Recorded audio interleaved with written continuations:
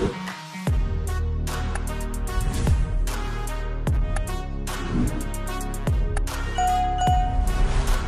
Morning my dear friends. ఈరోజు మీకు మన బోర్డ్ మై ట్రిప్లో జనరల్గా టెక్నికల్కి సంబంధించిన సెషన్ ఏమేమి ఆప్షన్స్ ఏమేమి ఉపయోగపడుతున్నాయి అనేది మెయిన్ పాయింట్స్ని మీకు వివరించడం జరుగుతుంది. ఫస్ట్ ఆఫ్ ఆల్ మన గూగుల్ క్రోమ్ ఇలా ఉంటుంది.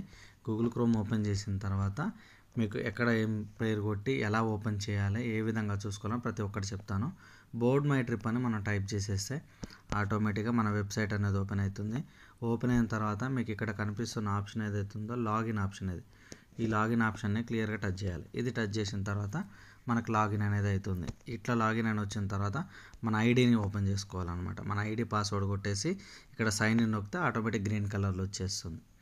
ఇలా వచ్చిన తర్వాత మన ఐడి స్పష్టంగా క్లియర్గా కనిపిస్తుంది. టోటల్ నేను ఇట్లా వచ్చేసి ఇక్కడ మీరు క్లియర్గా చూసుకోవచ్చు.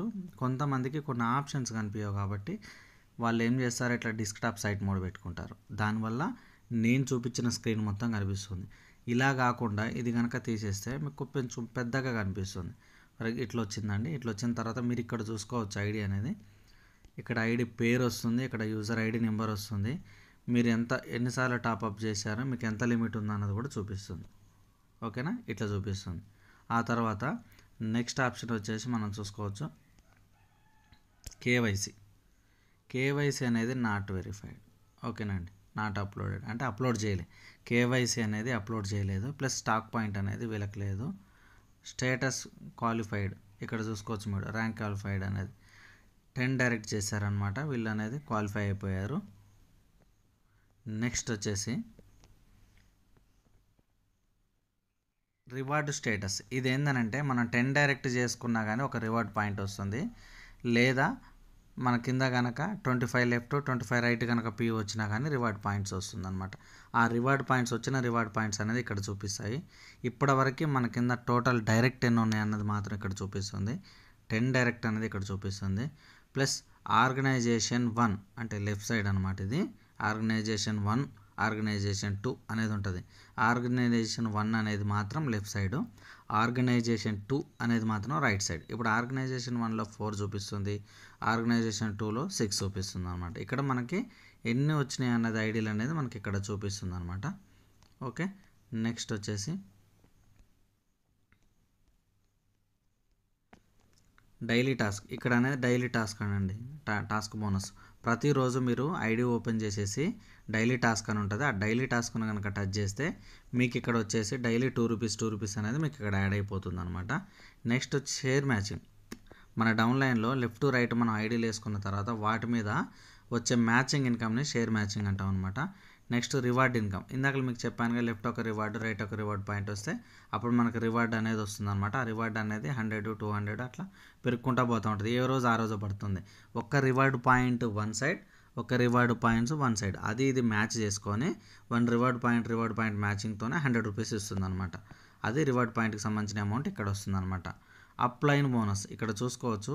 అప్లైన్ వాళ్ళ ద్వారా వీళ్ళకి ఎంత బోనస్ వచ్చింది, 257 రూపాయలు వచ్చింది. అప్లైన్ బోనస్ హైయెస్ట్ ఇన్కమ్, చాలా మంచిగా వచ్చింది. అంటే ఫర్ ఎగ్జాంపుల్ వాళ్ళు 500 రూపాయలు సంపాదించుకుంటే అందులో 25%, వాళ్ళు 1000 రూపాయలు సంపాదించుకుంటే అందులో 25% అంటే అప్లైన్ బోనస్ అనేది ఇక్కడ వస్తుంది అనమాట. నెక్స్ట్ ఇక్కడ మీరు చూసుకోవచ్చు డౌన్లైన్ రిఫరల్. అంటే డౌన్లైన్ రిఫరల్ ద్వారా ఇంకా వాళ్ళకి ఏమి యాడ్ కాలేదు. ప్లస్ వాలెట్ అమౌంట్ అనేది యూటిలిటీ అనేది లేదు. కమిషన్ వాలెట్లో చూసుకుంటే వాళ్ళకి ఎంత వచ్చిందండి, ఇక్కడ క్లియర్గా 626 రూపాయలు పాయింట్ 17 పైసలు వచ్చిందనమాట. వాళ్ళకి ఆల్రెడీ బిఎంఐటి వాలెట్లు అనేది 1000 రూపీస్ అనేది యాడ్ కావడం జరిగిందనమాట, బిఎంఐటి వాలెట్. నెక్స్ట్ వచ్చేసి లాస్ట్ పాయింట్ అండి, టోటల్ కమిషన్.